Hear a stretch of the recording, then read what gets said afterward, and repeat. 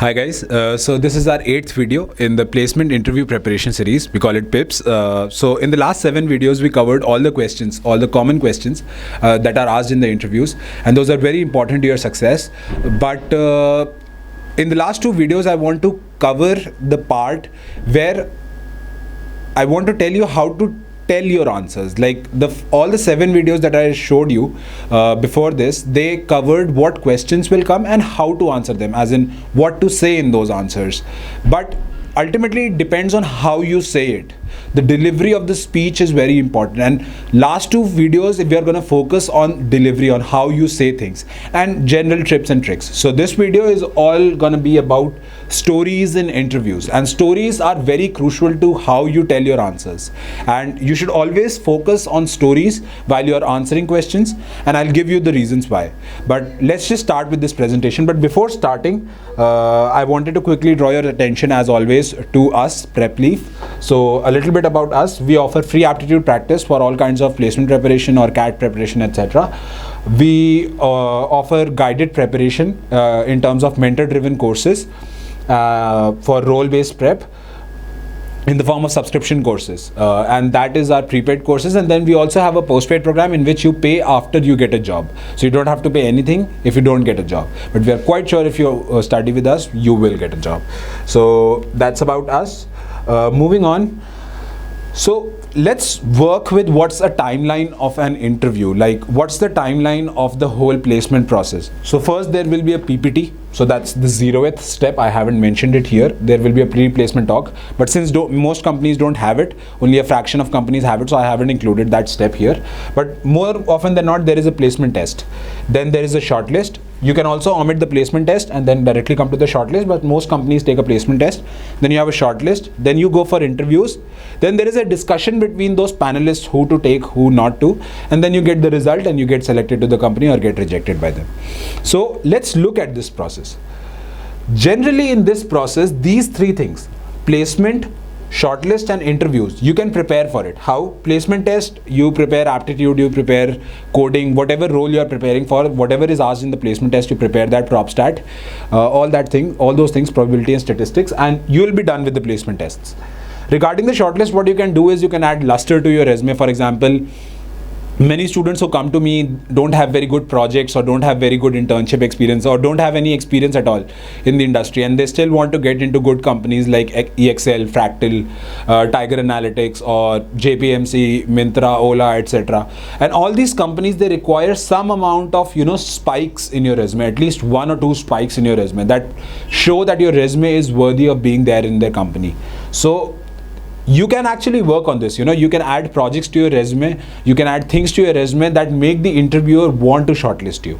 So actually we have that course, PrepLeaf Placement Preparation Program, in which we give you those talking points, in which we give you those resume spikes, so that you can write them on your resume and these become the talking point or the reason for you to get shortlisted. So even this can be prepared.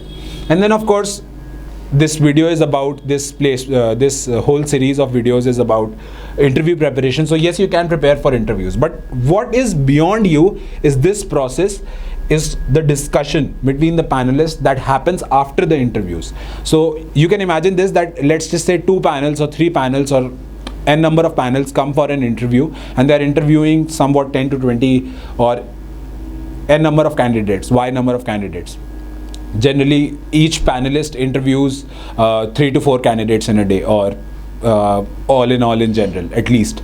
So the idea here is that when the panelists take these interviews in their own might, what happens is they want to discuss. It can be differently, like it might just be that there are 3 panels and every person is going through all those 3 panels, or it can be that there are 3 panels and they are interviewing different people differently. Like one panel is handling x by 3 number of people, second panel is handling x by 3 number of people, and the third panel is handling x by 3 number of people. So 3 panels, total population divided by 3, and individually they are handling that. So when this generally happens, whether it be the first thing or the second thing, first case in which everyone is going through every panel, or a select few are going through a select few panel. So in both the cases, what happens is that they have to shortlist a few, they have to hire only a select few candidates. Like there are are only limited positions. So they have to discuss among themselves. Okay, I interviewed this person, and this is what I liked about him, or I interviewed this person and this is what I liked about him. So does any panelist have a person, so they will ask among themselves, does any panelist has a person who is very good in case studies or who is very good in technical knowledge? I want somebody who is very good in SQL. Did somebody come across someone like that? So these discussions happen amongst the panelists, and what you want to do is you want to affect this part of the placement, but you cannot directly affect it. So how do you go about doing this? Ultimately, you want to get shortlisted, right? So that is our end goal.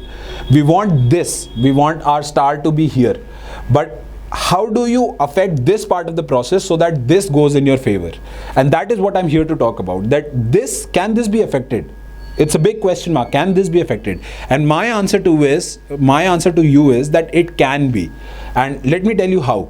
So your result depends on your preparedness and worthiness. Yes, your preparedness in terms of your skills, your experience, your past, your worthiness, overall a judgment of your character and your skills. 50% your selection is dependent on that. 20% it depends on your uniqueness. If you are very uniquely qualified, 20% of that is about your uniqueness, like how uniquely qualified are you for this position? What is so special about your work ethic or your work behavior that is not there in other candidates? Are you really a go-getter? All these things come in uniqueness. And the rest 30% is memorableness. And memorableness is not really a word, but for the lack of a better word, it just conveys what I try to say here. What I'm trying to say here is that when there is a discussion happening between the panelists, the more they remember you, the more you are on their mind, the better is their recall. It's ultimately an exercise of recall if you think about it. And recall, I mean, he heard something and now can he recall it? And the more he recalls you, there is a bias called recall bias. You only say what you remember, and if he remembers you the most, he's gonna talk about you the most. Maybe it is something negative, but at least there will be a mention. And yes, it cannot be negative if you prepare well. So 30% of your selection depends on how memorable you were to your interviewer. At the end of the day, does he remember your name? I remember my interviewer in my company that I was selected, and I was having a conversation with him almost 2 months after my interview. So I got interviewed in December by EXL, and then I got selected to my company. And then after 2 months, when I was sitting in the cafeteria with my interviewer, and I asked him like, do you remember you took my interview? And he said, yes, I vividly remember. And in fact, I wanted to join early in my company. So I asked him that, is this a normal thing? Do you let freshers join early in the company? And he said, no, but I remembered you that you had the skills required for the team. So there was a need for a team, and then we wanted someone. So I remembered that you could be a great fit. So I just signed you up. So think about this. A person who has interviewed me 2 months ago and still remembers my interview. It really must have had some impact, and I'm not making the story up. It really happened with me. So yes, you can make it that memorable, and it pays you off in the very long run. Even when you join the company, if the hiring manager, if the manager who allots work to everyone, or who aligns you to different teams remembers you, then when an opportunity presents itself, he's always gonna remember your name, even after you have been allotted a project. And that's a very, very, very strong thing in your career growth. A person who's allotting work remembering you is a very strong proponent for your growth. Okay, so always have that in handy, and you can do that by simply telling stories. And there is a fact that I always adore. I love this fact, that stories are 22 times more memorable than a piece of fact. So if I tell you Pele, the great footballer, had these many goals. He had these many goals in total World Cup matches. I must have read that stat sometime in my life. I'm a football fan. So I must have read that stat sometime in my life, but I don't remember it at all.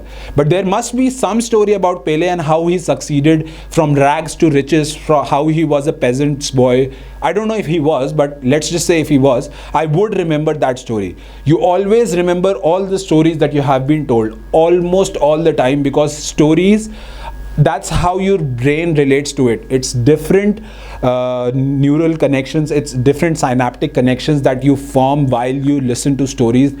and that makes them stick.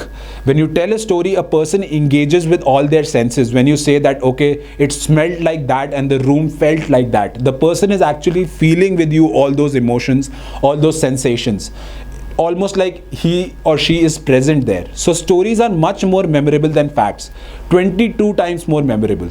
So please leverage this fact, please understand this, and always frame your answers around stories. And it can be difficult, so that is why I'm here to help you as to how to form stories around your answers. So let's focus on that. So there is a simple framework. So frameworks are like formulas. You can plug in different values and you get the outcome you want. So frameworks are like formulas, and the simple framework that I want to share with you today is the SCQA story framework. It's a simple framework. There is a situation, everything is fine in the situation, suddenly something goes wrong, there is a complication. Once then the complication creates a problem. So what went wrong? What went wrong so that the complication happened? And then the answer, how did you fix the problem? And focus on this, how did you fix it? Not anybody else, not the entire college, maybe your team, but you and your team only. So how did you fix it? So your stories have to be around this framework. And it's always good to use a framework, because if you were to write stories right from the beginning, it's a tough process. You know, you will write things that do not matter. If you'll write a story, you will include details that don't matter. Just simply frame it in this framework and you'll be good to go. A situation, a complication, a question, and an answer. I have an improved version of this framework, but let's just look at this first. So a sample one. Last year I participated in a Robocon event in a team of 5. That's the situation. Everything is fine. You can participate in a team of 5 in Robocon, right? Then the complication. On the last day, our bot broke down. Our robot that we built for the Robocon competition broke down. Question. It was because what happened? So it was because of a short circuit in the PCB. Fine. Answer. We divided roles. I took the lead and we soldered a new one in one night. So we pulled an all-nighter and we soldered one in all night. So there is a situation, there is a complication, then comes the question, what did you do about it, or why did it happen? And then the answer, that how did you fix it? So that's your framework, and that's how you write a story. So this is how you could have just simply said that there was this once, or you could have said that I once fixed a bot overnight. That's my biggest success. It can be a question that what was your biggest success? So this can be a sample answer, but that's not the point here. You can just simply say that I pulled an all-nighter and our team soldered a PCB that took us 6 months. We did it in one night. We fixed it in one night. So you can say that, but that one-line answer doesn't give you the context of the story. The situation gives the context. The complication creates the anticipation. It creates the need for the answer, and then you come as the answer. You come as the savior of the story, and you come as the hero of the story, that I fixed it. I know it sounds dramatic. It is kind of dramatic in a way, but yes, you don't have to make it that dramatic. But it does play out in their psyche, because we are hardwired that way as humans. Stories just come to us, they click with us, okay? But let's look at an improved framework. Use a punchline, use a teaser, use an anticipation. You know, there was this once that I did something all night and I really liked it.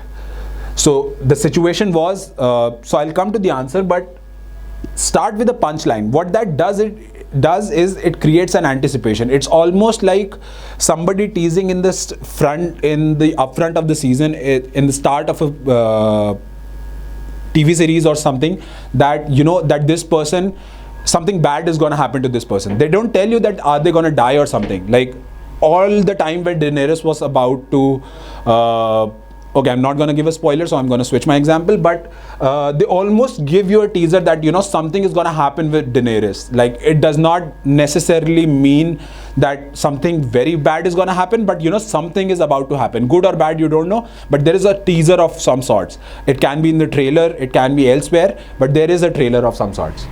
So, punchline, teaser, trailer, anticipation, say that one line. Don't tell the whole answer here, that how did you fix it, what did you do, but create some anticipation. Then give a situation, make it very simple. Make it very simple.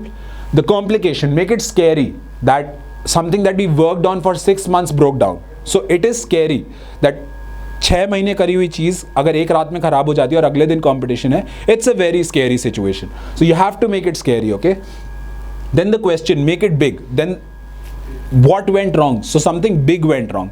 If it was a small error and you fixed it, I don't think that's a very triumphant moment for yourself. So something big went wrong, and then you fixed it. How did you fix it? Make it specific, and not specific in terms of the solution, but specific in terms of the qualities you portrayed, specific in terms of the steps you took to fix the problem. How did you fix the problem is not important, like the specificity of it, that we got the soldering gun from a different team and we didn't have the soldering material with us. So not that, don't be that specific, just be specific enough so that you are able to portray your growth, your skills, your experience and all that. I'll come to this again, but let's just leave it here for now. So let's look at a sample answer. So the teaser is, the trailer is that it was working all night to fix the thing dearest to me. So what is your biggest success? It was working all night to fix the thing dearest to me. I have not told you what the thing is. I have not told you why is it dearest to me, but it will come along in the story. So last year I participated in a Robocon event in a team of 5. On the last day our bot broke down. It was because of a short circuit on PCB.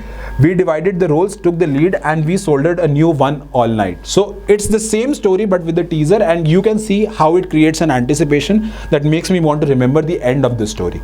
Okay, so that is how you tell stories, that is how you tell compelling stories, so that people remember them. And please understand this, that this is very important in every answer that you're going to give. And coming back to that, let's see what kind of questions demand stories. Tell me about yourself. Can I frame a story around that? Yes, you can. You can give your elevator pitch, and you can go back to our video, the first video, Tell Me About Yourself. And in that video, I have told you what an elevator pitch is. So you can go back to your elevator pitch and you can recite it in the form of a story. And you can go back in the reverse chronological order. That this summer I did this, before that I did this, before that I did this. And you can mention the highlights of that semester or that part of your life. Okay. So it can be a story. Strengths and weaknesses and success and failures are always event based or characteristic based, so you can always tell a story around this. What motivates you? So you can tell a part of your life in which you felt really motivated, a section of your life in which you were really motivated, and what were the events around it. So yes, that can be also told in the form of a story.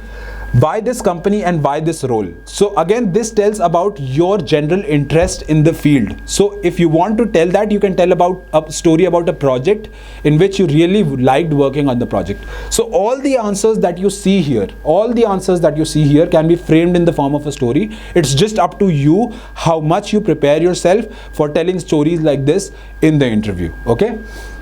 Lastly, so my point home is that all of them can be told in the form of stories. Lastly, what I want to tell you here is that every story should focus on these 4 things: learning, growth, experience, and soft skills. You should mention your learning, that this is what I learned, this is how I personally developed from myself after this incident. Focus on growth, how you grew from that incident. Personally you can grow, professionally you can grow, experience wise you can grow. All these things represent growth. Highlight your experience, what have you worked on, the diversity of your background, and nudge about your soft skills. And by nudging I mean, don't specifically hammer home that okay, I am such a team leader. No, I just led the team. Mention it, nudge it in the direction that yes, you are capable of it, but don't explicitly mention it that I do this and I am the only one who can do this. Okay, never do that. That's all for the video today. Lastly, before I sign off, I just wanted to mention a few key webinars that we have held in the past on YouTube. These webinars are totally free and for you to help you prepare for placements.